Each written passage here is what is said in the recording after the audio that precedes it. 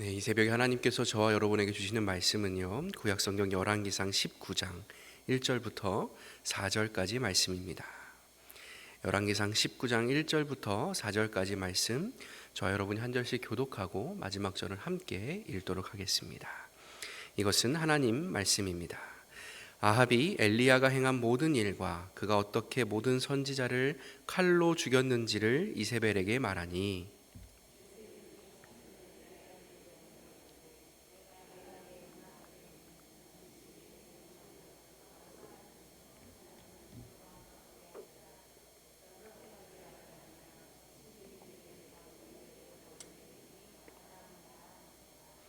그가 이 형편을 보고 일어나 자기의 생명을 위해 도망하여 유다에 속한 브엘세바에 이르러 자기의 사환을 그곳에 머물게 하고, 자기 자신은 광야로 들어가 하룻길쯤 가서 한 로뎀나무 아래에 앉아서 자기가 죽기를 원하여 이르되, 여호와여, 넉넉하오니 지금 내 생명을 거두시옵소서. 나는 내 조상들보다 낫지 못하니이다 하고. 아멘. 지난 이 열왕기상 18장에서요, 이 엘리야 선지자는 이 바알 선지자, 바알과 아세라를 섬기는 그 우상 선지자 850명을 아주 멋지게 무찔러 냈습니다. 그 장면을 성경은 곳곳에서 이렇게 묘사를 하고 있는데요. 엘리야가 모든 백성에게 가까이 나아가 이르되, 너희가 어느 때까지 둘 사이에서 머뭇머뭇하려느냐. 여호와가 만일 하나님이면 그를 따르고 바알이 만일 하나님이면 그를 따를지니라. 아브라함과 이삭과 이스라엘의 하나님 여호와여, 주께서 이스라엘 중에서 하나님이신 것과 내가 주의 종인 것과 내가 주의 말씀대로 이 모든 일을 행하는 것을 오늘 알게 하옵소서. 엘리야가 그들에게 이르되, 바알의 선지자를 잡되 그들 중 하나도 도망하지 못하게 하라 하매, 엘리야가 그들을 기손 시내로 내려다가 거기서 죽이니라. 아멘. 여러분, 엘리야의 모습이 어떻습니까? 이것 말고도 18장을 보면 이 대단한 모습이 많이 나와요. 아주 하나님의 선지자로서 자신만만하고 위풍당당하고 정말 두려울 것 하나 없는 그런 멋진 모습을 이 엘리야 선지자가 이 18장에서 아주 이렇게 뭐랄까요, 가감없이 다 드러내고 있다, 보여주고 있다라는 것입니다. 그리고 나서 18장의 마지막 마무리, 이 마지막 구절의 마무리도 아주 완벽한데요. 46절 말씀입니다. 새번역 성경으로 읽습니다. 주님의 능력이 엘리야와 함께 하였기 때문에 엘리야는 허리를 동여매고 아합을 앞질러서 이스라엘 어귀에까지 달려갔다 하고 18장이 이제 딱 덮이는 거예요.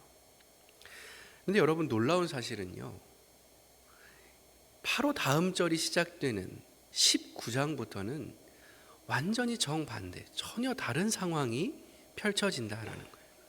이렇게 주님의 능력으로 충만해져서 허리를 동여매고 아합을 앞질러서까지 달려갔다던 이 엘리야가요, 한 절 넘어가자마자, 한 장 넘어가자마자 완전히 다른 사람의 모습을 보여주더라는 것입니다. 19장 3절 4절 저희가 읽었던 말씀이죠.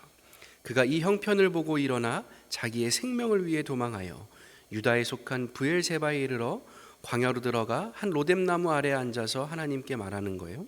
여호와여, 넉넉하오니 지금 내 생명을 거두시옵소서.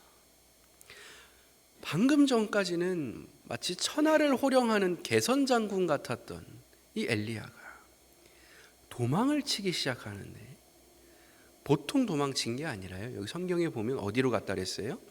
유다, 남유다에 속한 브엘세바까지 갔다고 되어 있습니다. 그러니까 북이스라엘, 아까 이스라엘 골짜기에서 도망을 쳐서 남유다의 최남단, 직선거리로 따지면 200km가 넘게 떨어져 있는 최남단 이 브엘세바까지 도망을 쳤다는 거예요. 그래서 성경에 보통 이스라엘의 경계를 말할 때 단에서 브엘세바까지 말하는 그 브엘세바입니다. 제일 남쪽 경계선. 그러니까 이 엘리야의 범위 안에서 갈 수 있는 최끝까지, 최고 끝까지 도망을 쳤다라는 것이죠. 그러면서 그것도 모자라서 하룻길을 더 광야로 숨어 들어간 다음에 하나님께 지금 뭐라고 토로를 하는 거예요? 하나님, 이제 못하겠습니다. 다 그만두고 싶습니다. 더 도망칠 데도 없습니다. 차라리 그냥 여기서 저를 죽여주십시오. 이렇게 하소연을 하고 있다라는. 왜 갑자기 엘리야가 이렇게 달라진 모습을 보여주게 된 것일까요? 모든 행동에는 이유가 있겠죠. 18장과 19장 사이에 이전과는 두드러지게 달라진 점이 딱 하나가 있습니다. 그게 뭐냐면요, 아합의 아내였던 이세벨의 적극성이 나타나기 시작을 했다라는 거예요. 아까 읽지 않은 19장 1절과 2절 말씀입니다. 제가 읽습니다. 아합이 엘리야가 어떻게 모든 선지자를 칼로 죽였는지를 이세벨에게 말하니 이세벨이 이르되 내가 내일 이맘때에는 반드시 엘리야 내 생명을 저 사람들 중 한 사람의 생명과 같게 하리라. 그렇게 하지 아니하면 내가 믿는 신들이 내게 벌 위에 벌을 내림이 마땅하니라 한지라. 여러분, 지금 이 말씀을 보면요, 이 이세벨이 보통 여인이 아니다, 정말 대단한 강단 있는 여인이다라는 것을 우리가 충분히 느낄 수 있는데요, 지금 이 말을 한 상황이 어떤 상황이에요? 자기가 애지중지 길러낸 그 왕궁 직속에 850명의 선지자들이 다 엘리야 한 사람에게 떼죽음을 당한 직후예요. 그런데 눈 하나 깜짝하지 않는 거예요. 아무 일도 없었다라는 듯이 오히려 이 어렵고 난감한 상황을 이세벨이 틀린 거 아니야? 아합이 틀린 거 아니야? 백성들이 웅성웅성할 수 있는 그 난감한 상황을 정면 돌파를 해버리는 거예요. 오히려 역전의 발판으로, 그래서 자신과 백성들이 저 바알을 더 뜨겁게, 더 열심히, 앞으로 더 힘차게 믿을 수 있는 그런 계기로 이세벨이 삼아가고 있다라는 것이죠. 그랬기 때문에 지금 전투에서 진 사람은 이세벨이고 이긴 사람은 엘리야인데 누가 누구에게 큰 소리를 치고 있는 거예요? 이세벨이 엘리야에게 더 당당하게 큰 소리를 치고 있는 거예요. 내가 내일 이맘때에는 반드시 엘리야 너를 똑같이 죽일 것이다. 네가 죽인 850명의 선지자들처럼 똑같은 운명을 맞이하게 해주겠다. 저놓고 그렇게 소리칠 수 있다라는. 아마도 엘리야가요, 상당히 당황했던 것으로 보입니다. 850명을 죽여놔도 아무 소용이 없는 거예요. 더 이상 할 수 있는 게 없는 것 같은데, 최선을 다했는데, 최고의 성과를 거두었는데, 내가 분명 이겼는데 오히려 패배자가 더 기세를 높이는 그런 듣도 보도 못한, 자기가 전혀 예상하지 못한 그런 상황에 지금 엘리야가 처했기 때문인 것이죠. 결국 엘리야가요, 이세벨에 의해서 이제까지와는 전혀 다른 세상으로 완전히 끌어내려지고 맙니다. 3절 상반절 말씀을 다시 봅니다. 그가 이 형편을 보고 일어나 자기 생명을 위해 도망하여 유다에 속한 브엘세바에 이르러. 아멘.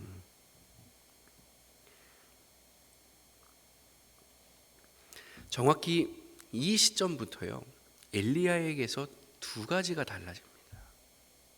첫째, 하나님의 말씀이 사라져요. 엘리야의 행동에서 하나님의 말씀이 사라져요. 여러분, 원래 17장부터 보면 엘리야는 어떤 사람이었습니까? 아주 정확하게 하나님께서 가라 하면 가고 오라 하면 오는 사람이었어요. 아합한테 가라 해서 갔고요, 시돈 사르밧에서 가라 해서 거기까지도 갔고요, 과부 만나라 그래서 과부 만났고요, 거기서 기다려라 해서 3년 기다렸고요, 다시 아합한테 와라 해서 와가지고 850명하고 갈멜산에서 싸운 거예요. 여기까지가 전부예요. 그런데 지금 이 장면을 보면요, 이전처럼 하나님의 말씀을 듣고 엘리야가 움직이는 것이 아니라요, 자기 본능에 이끌려서 움직여요. 하나님 말씀에 충성하는 것이 아니라 자기 감정, 자기 상황, 자기 본능에 충실하고 있다는 거예요. 그러니까 한마디로 얘기하면요, 하나님이 아니라 이세벨에게 지배를 받고 있는 거예요. 그랬기 때문에 내가 내일 이맘때는 반드시 너를 죽일 것이다 라는 그녀의 말에 진짜 그렇게 될 줄로 믿습니다 하는 사람처럼 도망을 칠 수밖에 없었다라는 거예요. 이세벨의 지배를 받지 않으면 그 말 신경 쓸 필요가 없는 거예요.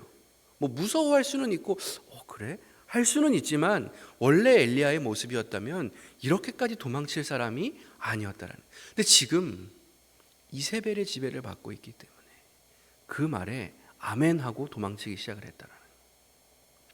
선지자가 하나님의 말씀으로가 아니라 자기의 생명을 위해서 도망하는 불신자의 인생으로 전락해 버렸다라는 거예요. 그리고 두 번째로 또 하나 달라진 점이 있습니다. 이때부터 엘리야가요, 자신이 처한 주변의 환경을 의식하기 시작해요. 내가 처한 주변의 형편을 눈에 담기 시작했다라는 것이죠. 그 3절 말씀에 뭐라고 되어 있습니까? 그가 이 형편을 보고 일어나. 여러분, 원래 엘리야는요, 형편을 보고 움직이는 사람이 아니었죠. 내 여건에 맞춰서 일하는 사람이 아니었습니다. 될 것 같으면 열심히 하고 안 될 것 같으면 슬쩍 물러나는 그런 이해타산적인 인생이 전혀 아니었다라는 것이죠. 하나님 말씀 따라 사는 사람인데 내 환경, 여건, 이익이 되는지 확률이 높은지 그런 게 뭐 그렇게 중요하고 우선될 수 있었겠냐라는 거예요. 말씀하시면 내가 나아가리다. 이게 엘리야의 삶이었지 않습니까? 그런데 지금은 어떤 모습이에요? 형편을 보고 일어났다라는 거예요. 마치 에덴 동산에서의 하와가 뱀을 만나기 전까지는 아무 의식하지 않았던 그 동산 중앙의 선악과를 갑자기 뱀을 만난 다음부터 보암직도 하고 먹음직도 하고 탐스럽게 보이고 그렇게 눈에 담고 특별하게 의식을 했던 것처럼 지금 엘리야도 이전까지는 내 삶이 전혀 불편하다, 부족하다, 모자라다, 볼품없다라고 느끼지 않았다.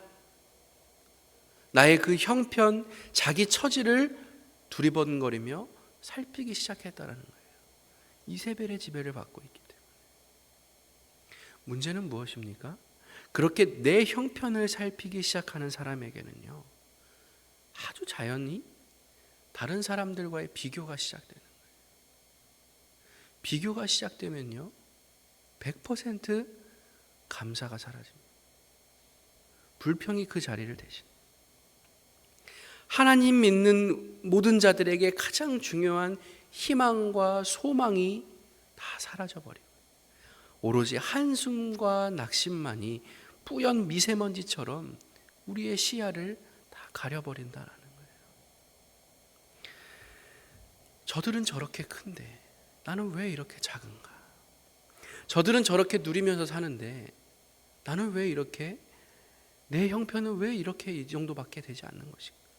이세벨은 지금도 저 호화스러운 왕궁에서 떵떵거리면서 잘 먹고 잘 살고 있는데 하나님 열심히 믿는 나는 지금 내 꼴이 이게 뭔가? 그 온갖 고생을 하고도 나에게는 이런 삶밖에 사라지지 않는 것인가? 그래서 엘리야가 4절에서 결국 뭐라고 하나님께 말할 수밖에 없었던 것입니다. 여호와여, 넉넉하오니 지금 내 생명을 거두시옵소서. 여기서 이 넉넉하오니라는 말이 무슨 말인지 잘 모르잖아요. 이게 원어로 보면요, 지긋지긋하다는 말이에요. 지긋지긋. 하나님 이제 지긋지긋해 죽겠습니다. 이게 뭡니까? 죽은 사람 살리면 뭐합니까? 850명 다 이겨놓으면 뭐합니까? 솔직히 이세벨 말이 다 맞지 않습니까? 저도 저렇게 한번 살아보고 싶습니다. 하나님 말씀대로 사는 건 너무 불편하고 뭐가 안 됩니다. 못하겠습니다. 계약 해지해 주세요. 그만하겠습니다.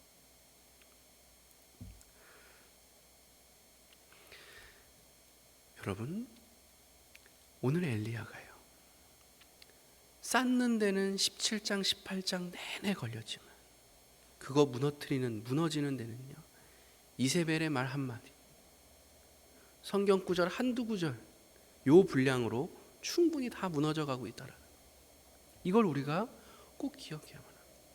하나님의 말씀이 사라지고 그 자리에 이세벨의 언어, 세상의 논리, 그러한 것들이 대신 자리를 잡았더니 불과 2장 전에 죽은 과부의 아들을 살려냈던 사람의 입에서 나를 죽여달라는 말이 나오게 되었다라는 거예요. 그래서 여러분, 하나님을 믿는 사람들, 바로 오늘 저와 여러분에게 가장 중요한 일이 있다면요, 이 하나님의 말씀과의 거리를 떨어뜨리지 않는 거예요. 내 형편이 아무리 힘들고 어렵다 할지라도, 아무리 큰 고난 가운데 있다 할지라도, 내가 다른 것은 다 놓치고 지나쳐 갈지라도 이 하나님의 말씀만은 놓치지 않겠다. 하나님의 말씀과는 적정 거리를 끝까지 유지하겠다라는 이 믿음의 결심이 오늘 저와 여러분에게 가장 소중한, 가장 가치 있는 일이라는 것입니다. 여러분, 마치 그 행군하는 군인들이 내가 힘들다고 해서 뒤처지면 안 되잖아요. 어떻게든 그 오하열, 이 전후 좌우에 있는 전우들과의 오하열을 유지하기 위해서 이악 물고 계속 걸어 나가는 것처럼 믿음의 여정을 행군해 나가고 진군해 나가는 우리 그리스도인들이 이 하나님의 말씀, 하나님과의 친밀함을 놓쳐서는 안 된다는 것이죠. 내가 힘들다고 해서, 지금 내 형편이 안 좋다고 해서, 내 주변 환경이 어렵다고 해서 그 마지막 가치를 놓쳐서는 안 된다는. 그래서 시편 73편에서 시인이 뭐라고 고백했던 것입니까? 함께 읽어볼까요? 하나님께 가까이 함이 내게 복이라. 돈 많은 게 복이 아니래요. 건강한 게 복이 아니래요. 자녀가 잘 되는 거 복이 아니래요. 물론 복이죠. 그러나 가장 가치 있는 복은 무엇이냐? 우리가 이것이 정말 나에게 복입니다라고 고백할 수 있는 유일한 하나의 복이 있다면 그것은 하나님께 가까이 있음이 내게 복이 됩니다. 하나님의 말씀을 가까이 하는 사람은요, 세상의 환경에 휘둘리지 않습니다. 이 땅에 썩어질 것들 가지고서 누가 더 많이 가지고 있네, 더 난 없네 비교하면서 낙심하고 불평하는 인생이 아니라 하나님께서 지금 내게 어떠한 복들을 주셨는가, 그러한 것들을 잘 헤아리고 늘 감사하고 자족하는 그러한 복된 삶을 우리가 살아갈 수 있다라는 것입니다. 매일매일 하나님의 이 말씀을 식물로 먹고 사는 사람은요, 이 세상에 지긋지긋한 일 있을 수가 없겠죠. 신물 나는 인생이 아니라 신명 나는 인생을 살아갈 수 있다라는 것입니다. 왜요?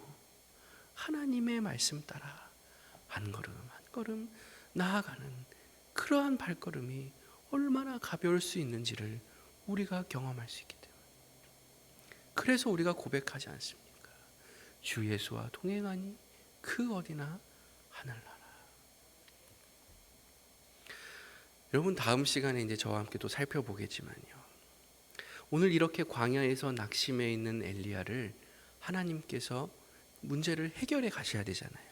근데 어떻게 해결하시는지 아십니까? 간단합니다. 엘리야를요, 다시 하나님의 말씀 앞에다가 데려다 놓으세요. 말씀의 산 호렙산으로 오게 하십니다.